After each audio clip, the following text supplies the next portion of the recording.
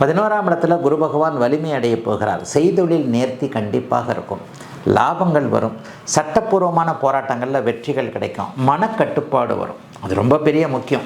ஒரு பழக்கம் 6 மணிக்கு மேலே ஆச்சுன்னா வரிசையாக பைக்காக நிற்கிதே ஒரு கடைக்கு முன்னாடி, அப்படியே கையை விட்டு ஒன்றத்தை வாங்கிக்கிட்டு இருக்கிறீங்களே, அந்த பழக்கம் தெரியாதனமாக வந்துருச்சு. எப்படி விடுறதுன்னு தெரியல. அந்த பழக்கத்தெல்லாம் நீங்களே விடக்கூடிய அளவிற்கு மைண்டு கண்ட்ரோல் வரும்.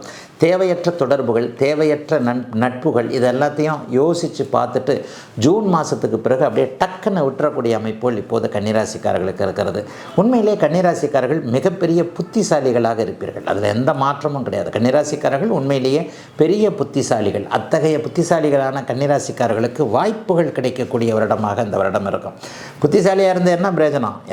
என்னுடைய திறமையை காட்டுறதுக்கு வாய்ப்பு கிடைக்கணும்ல. அப்போ தானே நான் அதிலிருந்து மேலே வர முடியும்.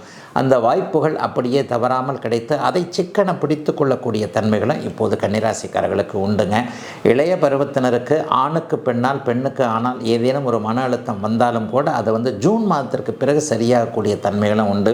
சிலருக்கு தொழில் அடையாளம் காட்டப்படக்கூடிய வருடமாக இந்த வருடம் இருக்கும். இந்த தொழில் பண்ணலாம், அந்த தொழில் பண்ணலாம் அப்படிங்கிறதுல ஒரு தெளிவுகள் இருக்கக்கூடிய அமைப்புகள் இப்போது கண்டிப்பாக உண்டு.